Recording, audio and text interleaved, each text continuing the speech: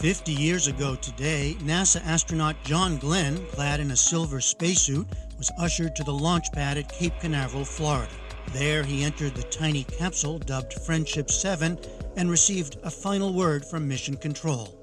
Godspeed, John Glenn. 3, 2, 1, 0. Ready, set, go.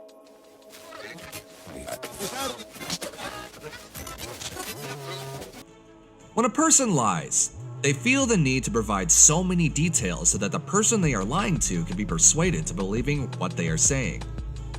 When a person gives too many details about something, then you should be mindful of such a person.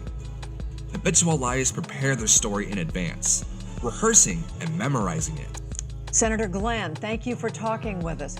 You were piloting this spacecraft manually. You were dealing with the possibility that that heat shield was burning up on re-entry. Your flight director said there was nothing about this flight that was easy. How much more dangerous was it than you had expected? Well, at the end of the first orbit, the automatic control system went out, so I had to take over manually and control, and that wasn't a big problem. Then at the end of the flight, though, that's where there was an indication that the heat shield might be loose, and that required then that we leave the retro pack on to help to hold the heat shield in place. And it meant that it burned off during re-entry, and that was I could look up over my head out the little window and see burning chunks of that coming by, but it worked, the heat shield worked fine, and the retro pack did burn off, and so I made a good re-entry with that, and everything worked out okay. So how did you keep your cool? Mainly keeping the attitude of the spacecraft exactly where it should be so that you get the maximum protection from the heat shield, and you just keep right on working right on through it. And if something's going to happen, the worst thing you could do would be panicky in there, so I just kept on working as we had trained, and everything worked out okay. They changed the subject quickly. A habitual liar knows that when the details are so much and start becoming boring, they stand a chance of being discovered. So what they do is that they quickly try to change the topic.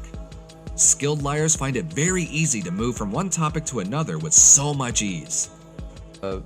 People like Edison had waited to make or Ben Franklin, or some of those people had waited to solve every problem on Earth before they did their research or before they were curious about doing something new. We'd never made a lot of the progress we have. Sometimes they also get delayed reactions to questions being thrown at them, especially when it has to do with the lies which they have given. Whether communism was going to be a wave of the future or not, hadn't been settled at that time.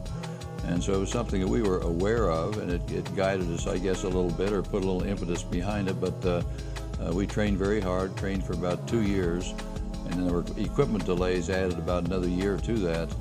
But it was a time period where I think some of those early flights helped bring America back into sort of looking at ourselves a little bit differently. Sort of was good for the American psyche, and so I'm glad we could have some impact on that. Never in all of history have so many people shared an adventure of such magnitude. The time nears, and soon this Earth Path indicator in the capsule will begin showing John Glenn his changing positions above the world. But if the lie possesses some danger in it, then you have to address it. Addressing the problem means letting the liar know that you know the truth already. Allowing them with the hope that they will change will only make matters worse.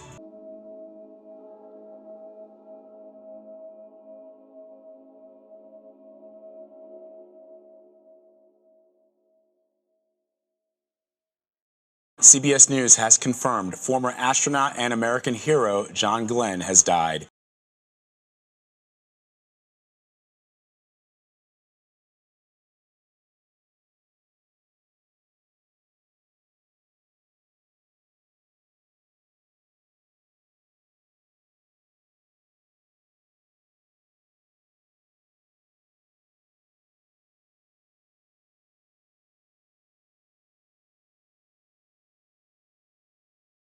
Boy, the world is flat. I'm looking it in the eye. I see further, I see wider, I see clearer.